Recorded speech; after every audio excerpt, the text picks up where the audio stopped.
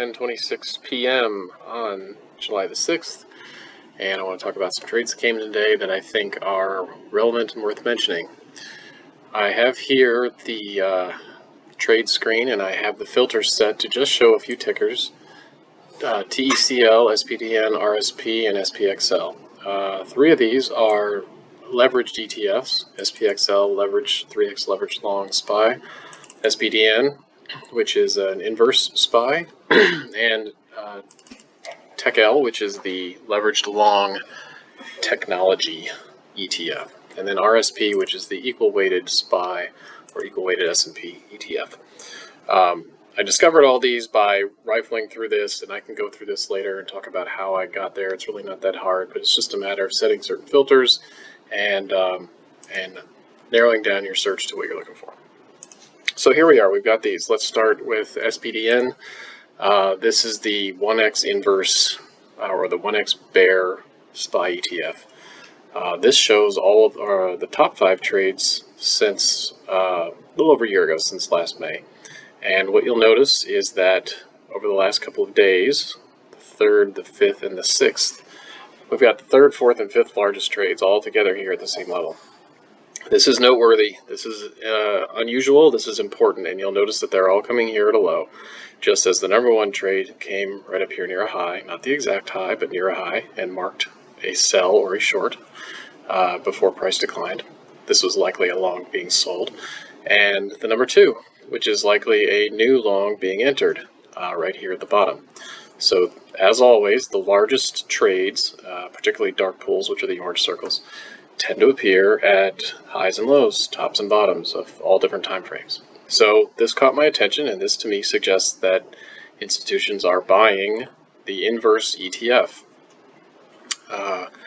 Moving on, if we go a little bit closer in, we'll see that the price was held constant here over a few days. We also got the number 22, decent size for all 4 of these.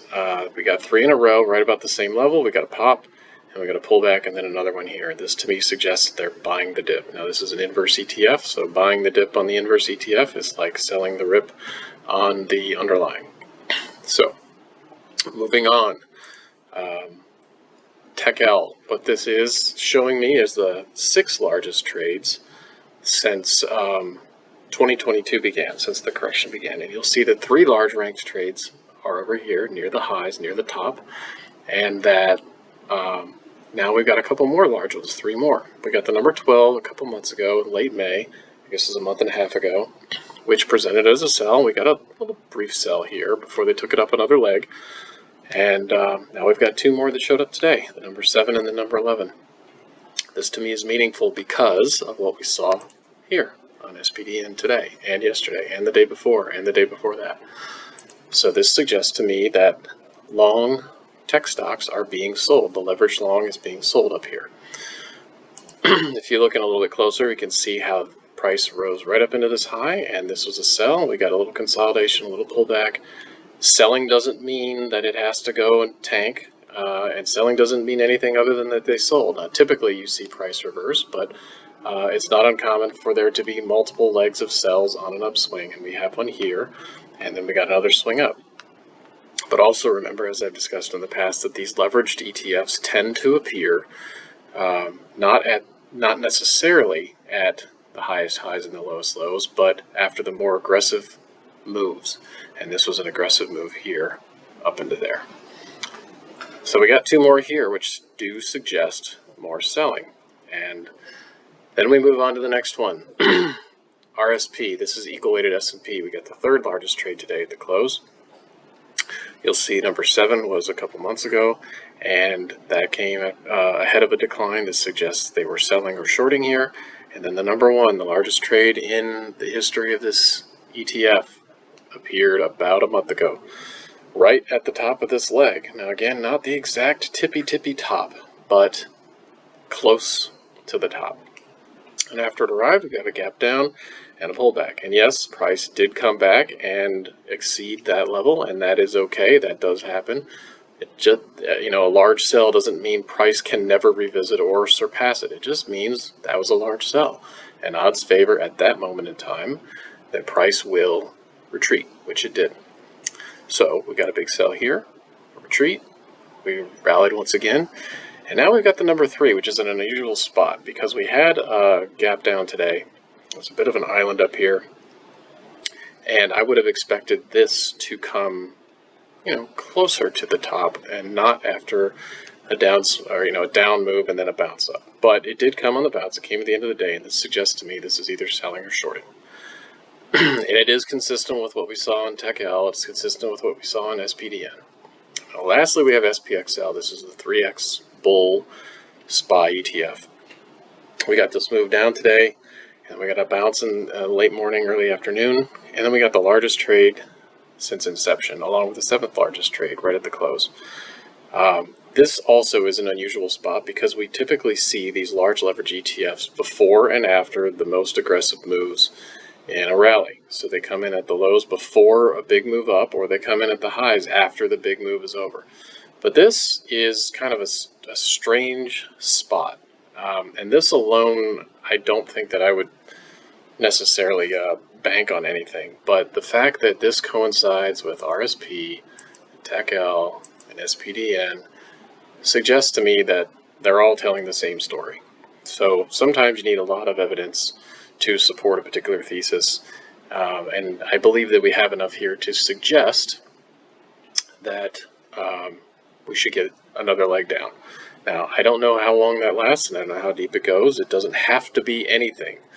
It doesn't mean that it has to be Armageddon. It doesn't mean that it has to be 2% or 3% or anything. It just means that institutions decided at this juncture that selling made more sense.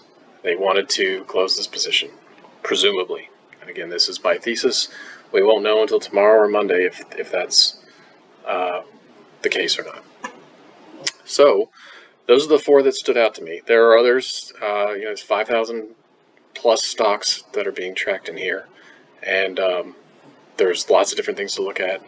But for me, the SPDN, it tells the most obvious story. It really just fits with the pattern.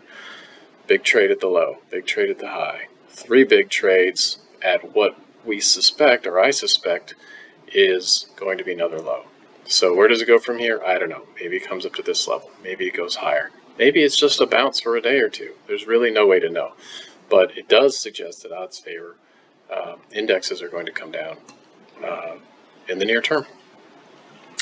So that's it. As far as how to find these trades, it's really simple. If you go in and you click trades, by default you'll be taken to the disproportionately large trade screen. And there are lots of different pre-built options you can select from here. But if you click this gear, you can change the filters. And one of the things I do every night is change this filter to just show me the ranked trades. And click apply changes. And now everything's ranked, and I can sort them. And once they're sorted, I'll see all the top trades show up here. And the number 1s and the number 2s I care the most about. Really anything in the top 5 or 10 I think is worth looking into. But when SPXL shows up as a number 1, it's 127 times larger than average. This is a lot of money for SPXL.